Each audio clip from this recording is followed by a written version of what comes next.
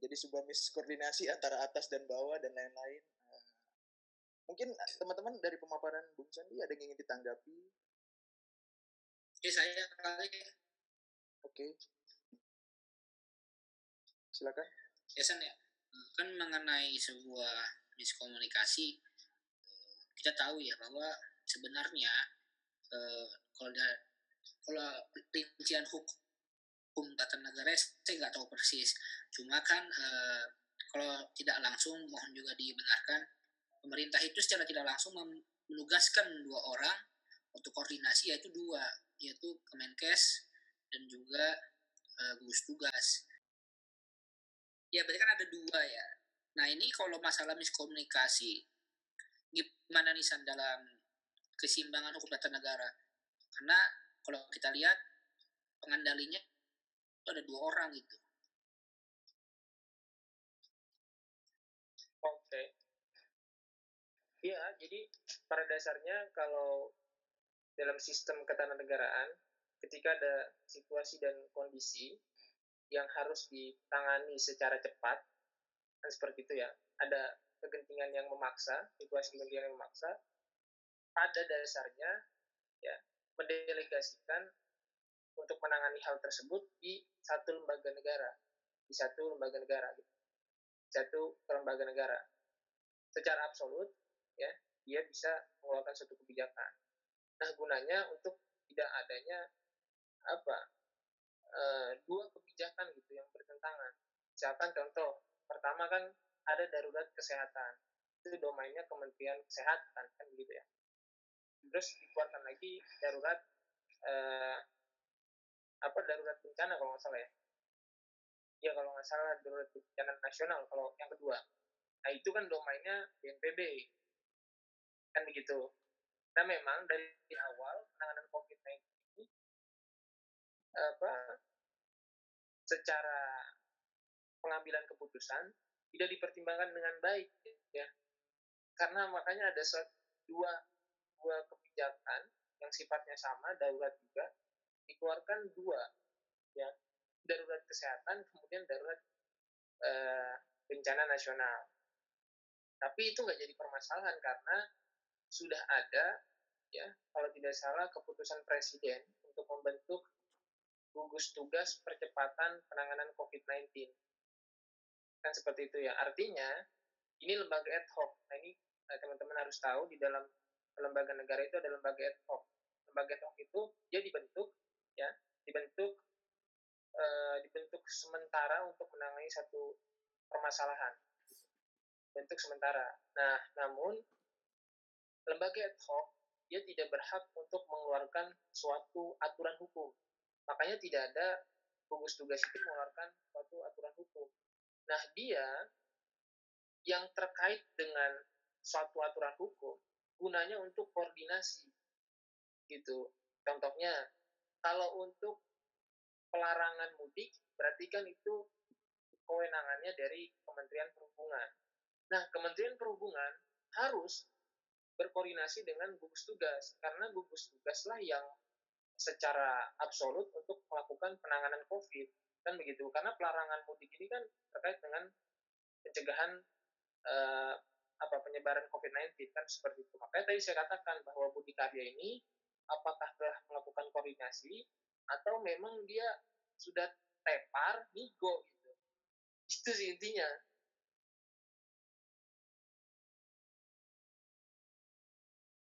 Oke, assalamualaikum warahmatullahi wabarakatuh. Teman-teman semua, terima kasih telah mengizinkan saya untuk kembali memberikan berdiskusi lah apa yang ingin saya utarakan. Kalau memaparkan saya kesannya expert, saya belum apa-apa gitu. Nyaru aja ente. Saya belum apa-apa gitu. Ya kita berdiskusi gitu. Nah ini adalah salah satu pendapat saya saja. Mungkin saya membahas dari sisi dari lebih ke sisi politik ya, atau juga ke psikologi politik ya. Tadi sebenarnya udah disinggung juga oleh kami si Sandi bahwa sebenarnya banyak sekali distorsi atau miskomunikasi dari pemerintah itu sendiri. Ini juga terlihat terus dari awal, bahkan sampai sekarang tidak bertobat-tobat pemerintah untuk menyelesaikan miskomunikasinya. Kan seperti itu. Lebih lucu lagi miskomunikasinya ini tuh, kalau saya melihat ini lucu-lucu ya. Ini saya baca di Kompas begini. Beda dengan Jokowi, Menhub Budi Karya sebut pulang kampung dan mudik sama saja. Nah, ini lucu ini. Sepertinya Menhub ini mengatakan statement ini dia masih sakit di rumah sakit itu. Belum melihat Jokowi dan Amat Najwa itu kayaknya. Makanya dia berani statement kayak gitu. Kurang berisi.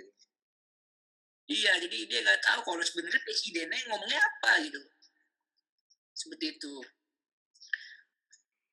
Lalu statement juga ketua gugus tugas berbeda lagi dengan presiden omongannya. Makanya banyak hal yang menurut saya apa ya, pemerintah itu seperti gegabah dalam arti koordinasinya yang kurang.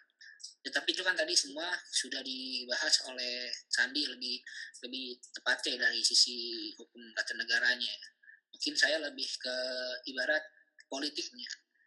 Mau nggak mau sebenarnya corona ini mempunyai efek politik yang berdampak juga gitu dalam behavior politik gitu. Walaupun memang sebenarnya saat ini siapapun pengamat politik ataupun mahasiswa ataupun saya juga yang memperhatikan politik dalam arti politik elektoral atau marketing politik, berbicara ini itu kurang tepat dalam arti memang Indonesia masih harus fokus mengenai virus ini, jangan membahas tentang efek-efek politiknya seperti politik elektoral itu sendiri. Nah, tetapi kali ini saya ingin membahas saja untuk membuat sekedar menambah informasi ke teman-teman mengenai jangankan kata selesai ya, efek ini aja sih virusnya ini selalu meningkat. Makanya dalam tanda kutip saya gitu, khususnya mahasiswa bertanya kok ada sempat-sempatnya lembaga survei merilis tentang hasil seperti ini, kinerja ini. Nah, ini kan sebenarnya saya tanda kutip bertanya-tanya ini. Siapa ini yang nyuruh lembaga survei untuk merilis ini? Ya walaupun memang sah-sah saja lembaga survei mau berkata apa, asalkan datanya itu lengkap. Nah, ini saya mau ngutip dari liptan6.com. Survei terbaru yaitu lembaga media survei nasional atau media menemukan 52,4% publik puas terhadap kinerja Jokowi Ma'ruf dalam menangani wabah COVID-19. Sedangkan 40,1% publik yang tidak puas terhadap kinerja pemerintah mengenai penanganan COVID-19 ini. Nah, lucunya lagi, survei ini tuh bukan hanya menilai dari sisi pemerintah pusat, tapi juga dari pemerintah daerah-daerah nih. Ini dari hasil survei media menunjukkan kalau Gubernur DKI Jakarta Anies Baswedan dianggap sebagai kepala daerah yang paling tepat menangani pandemi virus COVID-19. Tetapi satu sisi riset lembaga lain mengatakan, yaitu Riset Repro Indonesia melakukan survei terkait persepsi publik mengenai penanganan wabah COVID-19 bahwa dari 4 provinsi Jawa Barat dinilai paling baik dalam penanganan COVID-19. Nah, ini sudah waktu rilis yang tidak tepat bagi saya. Ditambah lagi hasil rilis dari beberapa lembaga survei ini berbeda-beda gitu. Ada yang mengunggulkan salah satu tokoh, ada yang salah satu daerah. Nah, ini tuh membuat semakin bertanya-tanya, walaupun kita tahu bahwa rahasia umum lembaga survei itu ya kita tahulah. Nah, ini efeknya apa?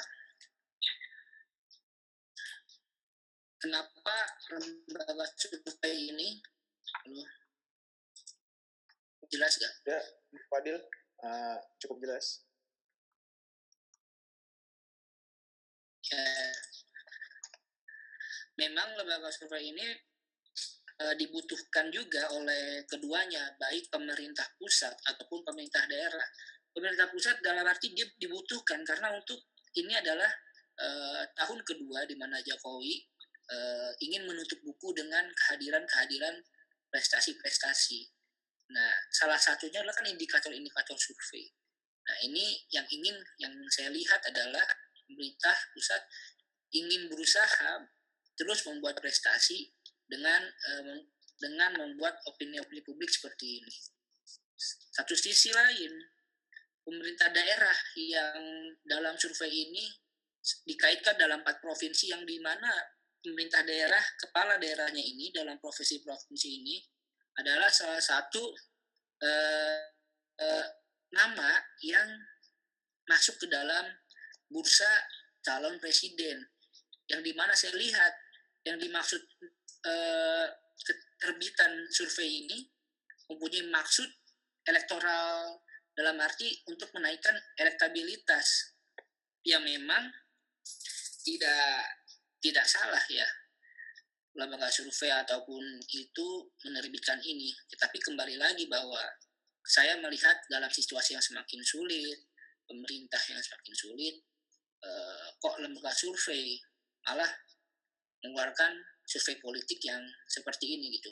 Oh, kalau nanti memang corona ini selesai, mungkin ini lebih menarik untuk dibahas ketimbang saat ini keluarnya ini di masa-masa yang sulit seperti ini, menjadikan hasil survei ini sebenarnya tidak menarik dibahas bagi siapapun gitu. Nah, kenapa sih lembaga survei itu sangat dibutuhkan untuk menaikkan elektabilitas? Karena menurut Donald Stokes, elektabilitas dirujuk pada kekuatan atomik calon atau valence dengan menggait simpati pemilih, baik itu karisma, popularitas, reputasi, dan juga bisa juga dari mampu memimpin, perhatian kepada rakyat, ramah dan santun, tegas, berwibawa, pintar, lalu berwawasan, dan berpenampilan menarik. Sebenarnya variabelnya ini banyak, tetapi memang variabel ini termaktub dalam hasil-hasil survei itu untuk menaikkan sebuah elektabilitas. Nah, makanya saya sulit untuk menafikan bahwa di saat genting seperti ini, survei itu dimaksudkan lebih kepada membuat opini publik untuk memiliki tujuan elektoral di masa mendatang. Ya memang bahwa paradoks dari demokrasi elektoral atau demokrasi yang kita rasakan saat ini menjadikan cara elektoral itu kayak serba bisa, dalam arti bisa dalam arti itu bisa menghalalkan segala cara walaupun dalam situasi seperti ini. Ya memang kalau kita lihat masyarakat awam mah melihat hasil survei mah bisa terjadi mereka termindset lah opini publik seperti itu. Tapi kan kita mahasiswa ataupun kalangan aktivis bertanya-tanya, kenapa di saat sulit seperti ini sempat-sempatnya ada rilis survei politik seperti ini yang tidak dalam saat ini konteks substansinya itu tidak ada. Mungkin itu sih yang ingin saya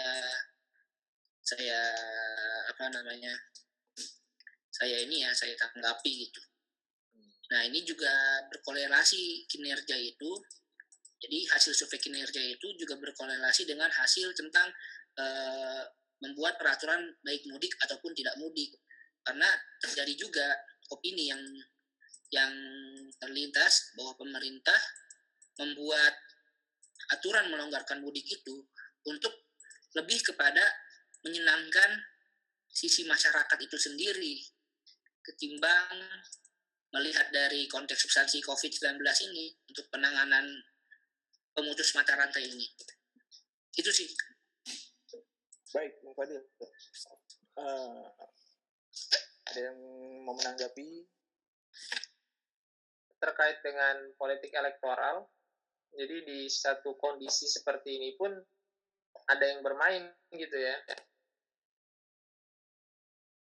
Iya, betul, bisa sempat dimainkan. Ibaratnya itu kalau kita kalangan aktif itu penunggang gelap, ya hasilnya seperti ini.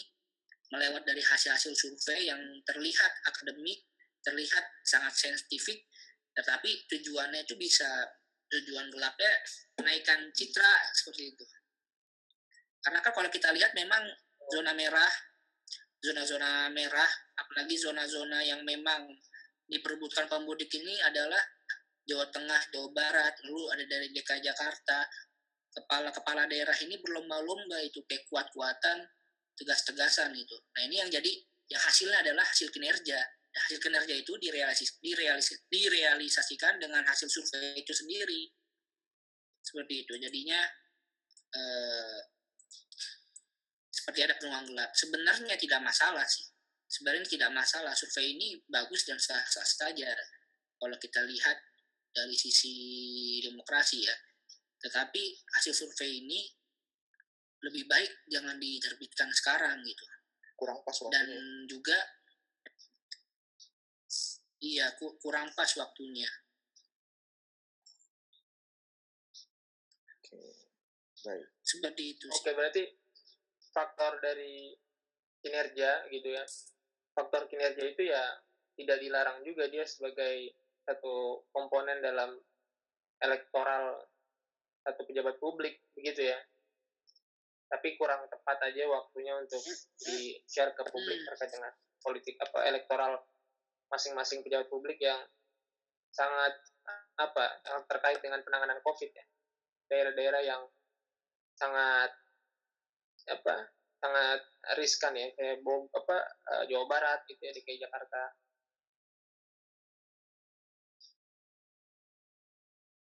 Ya. Melanggar ada yang menurut seharusnya dalam ilmu public relation seharusnya program yang sudah diciptakan harus mampu dikomunikasikan kepada publik dan menciptakan sebuah pemahaman yang konkret. Nah, di sini kita lihat sama-sama masih banyak hal-hal yang tidak dipatuhi lah oleh masyarakat kita sendiri. Saya tidak menyalahkan masyarakat. Memang ini adalah plus minusnya dari sebuah hidup bernegara dan berdemokrasi. Ada yang nurut, ada yang tidak.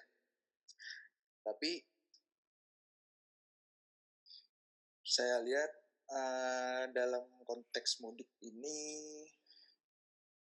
kan tujuan fokus utama diciptakan gugus tugas dan lain-lainnya adalah untuk memutus rantai penyebaran COVID ya. Cuma hal ini mungkin belum diindahkan oleh masyarakat yang merindukan kampung halaman. Terkait dalam pembahasan ini, dalam perspektif komunikasi pun saya lebih condong kepada humas-humas yang ada di jajaran gugus tugas dan lain-lain. Seharusnya mereka bisa menciptakan komunikasi yang baik sehingga pesan-pesan yang disampaikan dari program itu tersebut mampu dipahami oleh masyarakat. Nah, mungkin alasan masyarakat tidak patuh adalah mereka tidak terjamin hidupnya selama masa PSBB ini. Apalagi yang kerja di PHK dan pengusaha pun yang rekeningnya lebih dari satu juga terdampak dan lain-lain sebagainya.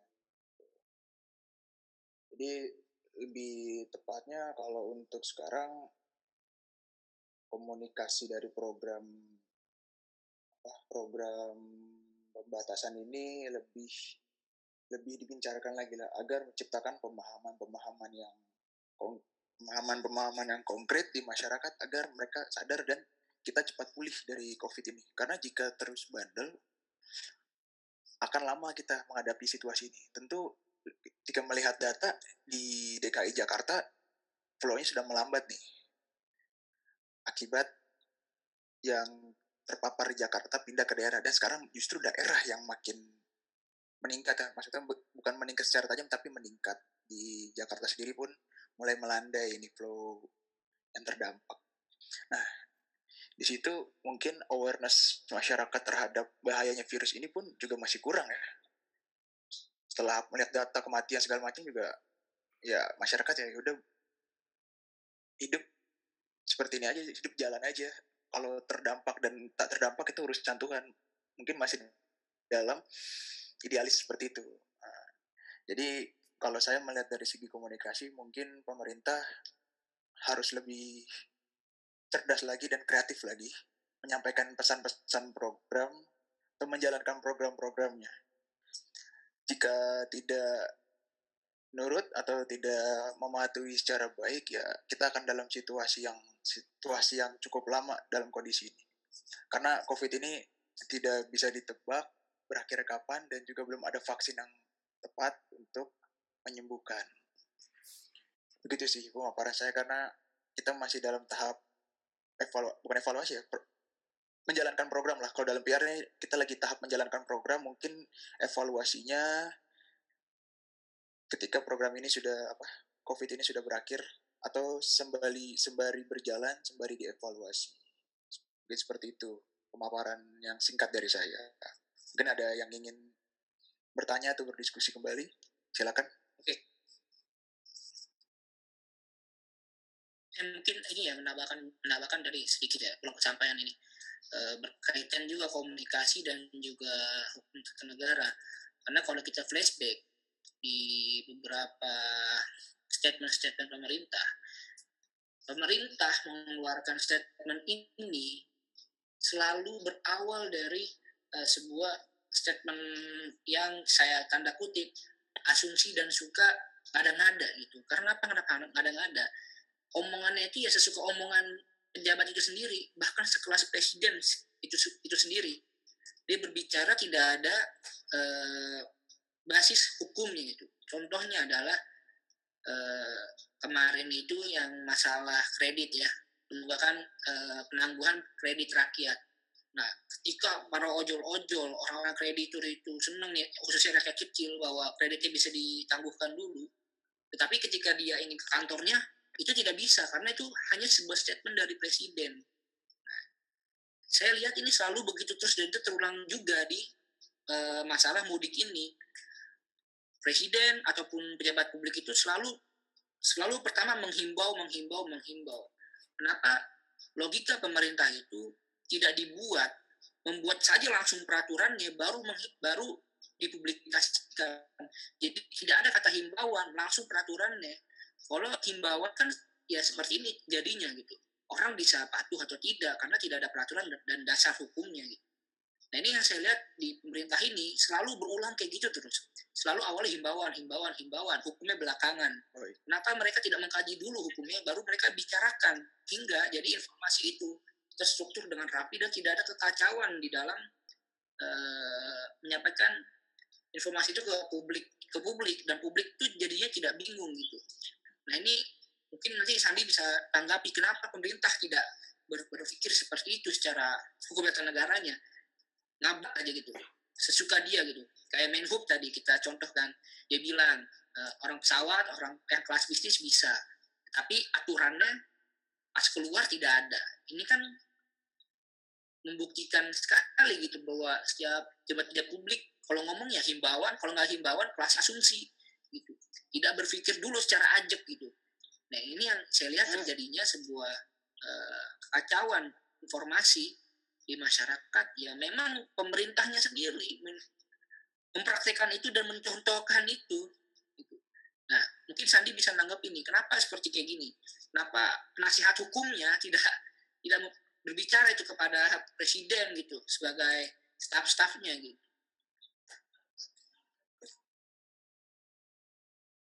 Iya, langsung saya tanggapi aja ya. Jadi kalau misalkan statement pejabat publik itu terkait himbauan, ya memang himbauan itu pada biasanya dilakukan sebelum aturan hukum itu ada. Karena sifat dari himbauan dengan aturan hukum itu kan berbeda. Himbauan itu tidak bersifat mengikat, sedangkan aturan hukum itu bersifat mengikat. Himbauan pada biasanya itu statement pejabat publik yang didasari atas pertimbangannya secara subjektif. berdasarkan penalarannya, berdasarkan keilmuannya. Namun aturan hukum itu didasari dengan adanya daftar inventaris masalah pertama. Lalu kemudian ada DA namanya daftar daftar DIM dan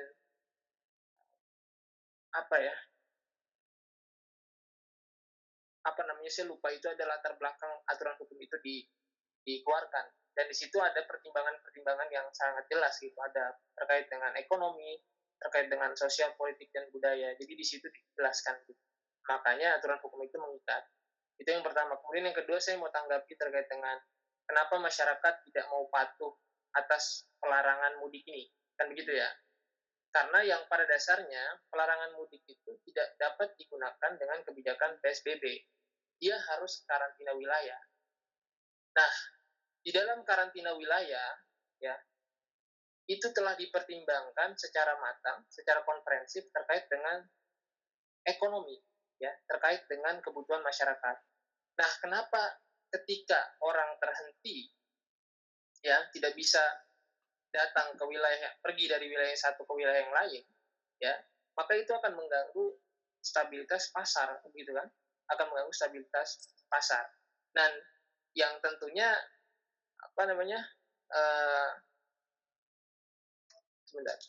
dan tentunya karantina wilayah ini kan sekali lagi mendistribusikan, ya, mendelegasikan, mengamanahkan kepada pemerintah pusat untuk menjamin kebutuhan dasar masyarakat, kan begitu, ya kan?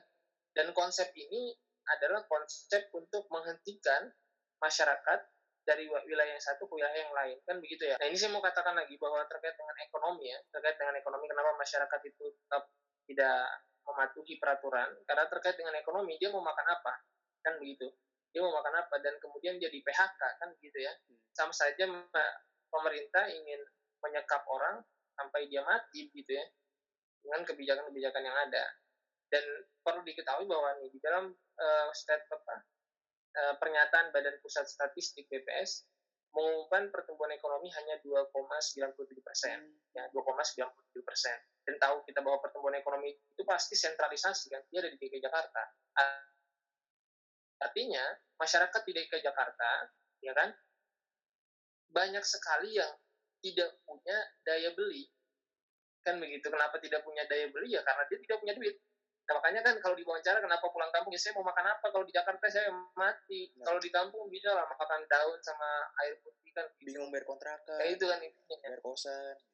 Nah itu makanya saya bilang saya mau katakan bahwa pemerintah ini tidak membaca secara komprehensif masalah yang ada gitu, ya, bahwa suatu kebijakan itu ada namanya pertimbangan analisa ekonomi atas hukum. Jadi dipertimbangkan ketika hukum ini berlaku, apa dampak terhadap ekonomi. Nah, menurut saya peraturan perhubungan tentang pengendalian transportasi pada masa mudik ini itu tidak mempertimbangkan terkait dengan analisa ekonominya, gitu ya, tidak mempertimbangkan masalah ekonominya. Itu sih. Jadi itu pada dasarnya ya karena ya tadi ya masalah sumber utamanya adalah perekonomian Indonesia itu sangat sangat luar biasa, kan. Kita stagnasi 5% sebelum COVID ini ada, gitu. Udah 5% jadi sungguh sulit. Nah, itu ya, jadi sungguh sulit juga pemerintah jadi buah si malakama untuk buat kebijakan. Tapi tentu pemerintah seharusnya orang-orang yang sangat punya kapabilitas ada di pemerintah harusnya berpikir alternatif solusi, ya, seharusnya begitu ya. Jangan samakan pemikiran kita dengan pemikiran pemerintah. Jangan samakan analisa kita dengan analisa pemerintah. Pemerintah dituntut ya dengan anggaran yang sangat luar biasa, ya, disokong dengan pajak, ya, APBN. Dia harus berpikir secara matang, berpikir sebagai alternatif solusi. Dan saya yakin kalau setiap masalah itu pasti ada solusi terbaik. Dan pada saat ini pemerintah tidak mencari solusi yang paling tepat. Jadi dia tutup pintu penyebaran, tapi dibuka pintu kematian manusia atas kelaparan, gitu. Kira-kira gitu. Iya, jadi saya semakin yakin bahwa memang sejak awal pola komunikasi pemerintah itu makin dalam arti tidak tepat. selalu yang diawali adalah himbauan. Tapi yang saya tekankan di sini, himbauannya ini adalah himbauan yang ketika diucapkan itu seakan-akan seperti statement legal gitu, seperti statement legal hukum gitu. Contoh, itu kan yang kredit itu mereka berbicara, kelas presiden berbicara di konvensi pers, yang dimana ya orang-orang kalau melihat setiap presiden berbicara adalah statement yang memang sudah resmi, statement yang sudah dilandasi oleh sebuah kajian-kajian hukum ataupun yang lainnya. Tetapi pada faktanya ya seperti itu. Itu yang pertama. Masih banyak contoh-contohnya. Nah ini yang saya lihat logika komunikasi pemerintah ini yang menurut saya aneh gitu. Setiap himbauannya ini seakan-akan menjadi sebuah perkataan statement yang legal. Itu sih yang lebih saya permasalahkan gitu dari pola komunikasinya gitu. Dan itu juga terjadi dalam pola komunikasi mudik. Tapi gini deh, gue ngeliat ini kayaknya ada potensi masalah yang akan segera tiba. Kan udah pada mudik nih.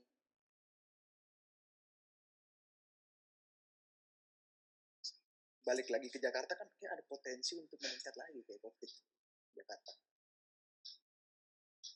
Menurut lu gimana dia? Oh maksudnya COVID-nya itu datang lagi ke Jakarta gitu? Datang lagi kan belum tentu yang di luar sana bersih total kan. Seperti kan misalnya Jakarta nggak mungkin juga selama ini tutup sampai akhir tahun kalau nggak goyang ekonomi. Ini ya, itu sudah ada wacana. Betul. Ya itu bisa terjadi juga. Makanya kita lihat bagaimana pemerintah membuat peraturan-peraturan itu sendiri. Kan kemarin saya sempat baca bahwa Anies Baswedan ingin memperketat orang yang mudik ke Jawa ini ataupun kemanapun akan diperketat, ia akan dipersulit untuk datang kembali ke Jakarta. Nah ini berkorelasi nih sama berita di Liputan 6 nih, hampir sama ya. Kembali ke Jakarta, pemudik wajib kantongi surat keterangan bebas corona. Makanya agak rumit sih ya. Ada berita gimana? Ada, jadi agak selaras nih dengan yang Bung Fadil katakan, ketika nanti akan dipersulit atau dibuat rumit lah kembali ke Jakarta dari perantau, dari mudik. Pemudik yang dari daerah ke kota harus ada surat keterangan bebas corona untuk kembali ke Jakarta. Nah ini kan mengenai tentang surat keterangan ya. Saya juga melihat video dari pakar gitu seperti Pak Refli Harun bahwa aturan mudik yang saat ini adalah ataupun PSBB ya. Orang yang mudik ini disyaratkan untuk memegang surat keterangan sehat gitu. Surat keterangan sehat COVID gitu. Maupun sebaliknya, orang yang ingin kembali ke Jakarta yang dari ngerantau ini, yang dari habis pulang kampung ingin ke Jakarta harus memegang surat kesehatan gitu. Surat keterangan sehat COVID lah, apapun itu. Nah ini kan secara hukum yang saya dengar oleh Pak Refli itu secara hukum ini sangat tinggi sekali untuk dimanipulasi. Apalagi kita tahu bahwa kreativitas rakyat Indonesia ini sangat tinggi. Luar biasa. Iya.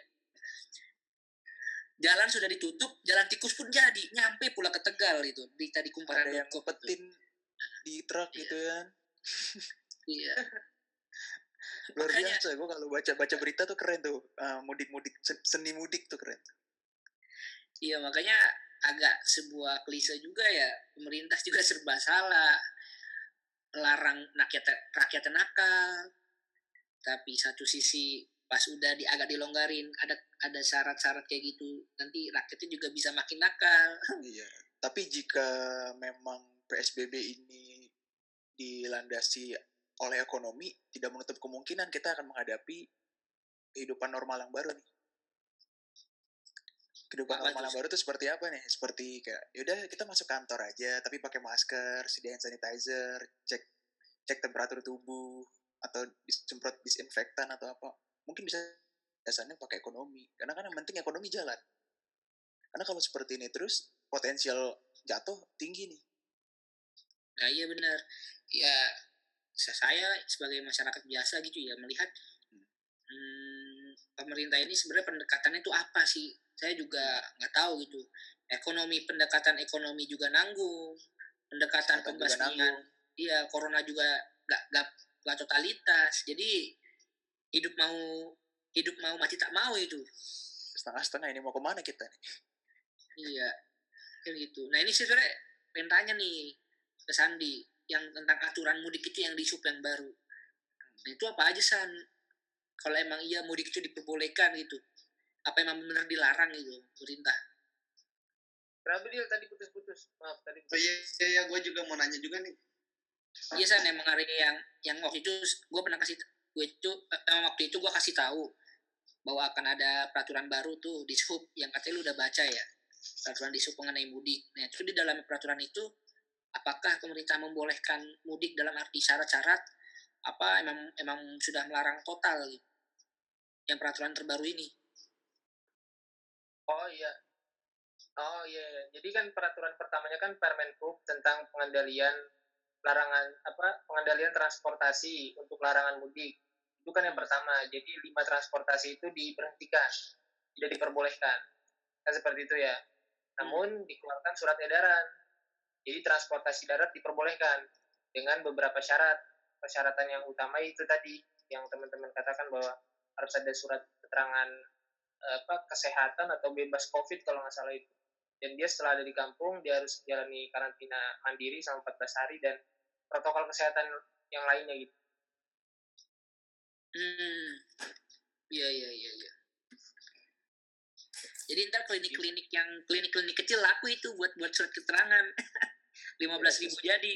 Nah, ini surat keterangan kesehatan itu bukan terkait dengan surat ya, jadi hasil tes.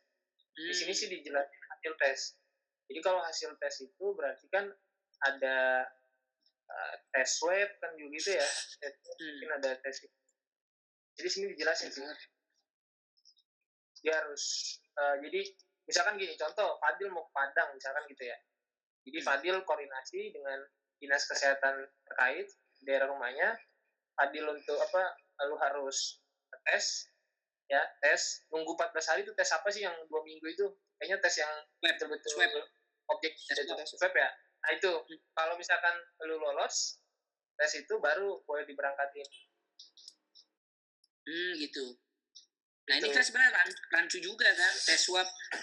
Mungkin saat tes swab dia belum terkontaminasi corona, tapi kan sangat mungkin dia OTW naik bis rame-rame pas pulangnya kena kan. Nah gini kalau untuk teknis di di bis misalnya contoh ya di transportasi darat bis, nah ini ada protokol dari gugus tugas, ada protokol tersendiri gitu. Tapi kalau untuk protokolnya gue belum baca sih secara spesifik, tapi ada protokolnya. Dan yang mungkin bisa kita andaikan berarti ya penumpangnya pasti sangat sedikit di dalam satu bis juga. Dan penumpang itu wajib untuk dia udah negatif berdasarkan dinas kesehatan terkait gitu. Udah dites selama 14 hari, diteliti tidak ada gitu ya. Terus kalau misalkan selama 14 hari itu menunggu tes dia kena ya walau manusia cuma ikhtiar doang bro. Iya. Tapi makin kesini kan makin jenuh kali ya orang dengan COVID. Kayak makin bodoh amat gitu kelihatannya di jalanan. Oh iya, COVID untuk kelaparan paling utama. Kan sebenarnya anekdot di masyarakat itu ada dua, sama-sama mati karena COVID atau mati lapar dia. Mungkin kita lihat nih kalau lagi ngabuburit lah ya, kalau sekarang kan puasa nih ngabuburit, coba ngecek di jalanan yang beli takjil tidak ada social distancing, tidak ada physical distancing. Sebenarnya masih kangen nih diskusi, cuma waktu dan kita harus bangun sahur dan besok kembali beraktivitas lagi ya. Baik teman-teman, terima kasih atas pemapatannya, sangat seru dan banyak ilmu yang bisa kita bagi untuk diskusi lagi bersama-sama. Jangan lupa selalu dengarkan podcast Kajian Kopi Malam, akan hadir di YouTube dan di Instagram juga. Jangan lupa stay tune. Oke teman-teman, saya tutup diskusi ini. Terima kasih atas waktunya. Wassalamualaikum warahmatullahi wabarakatuh.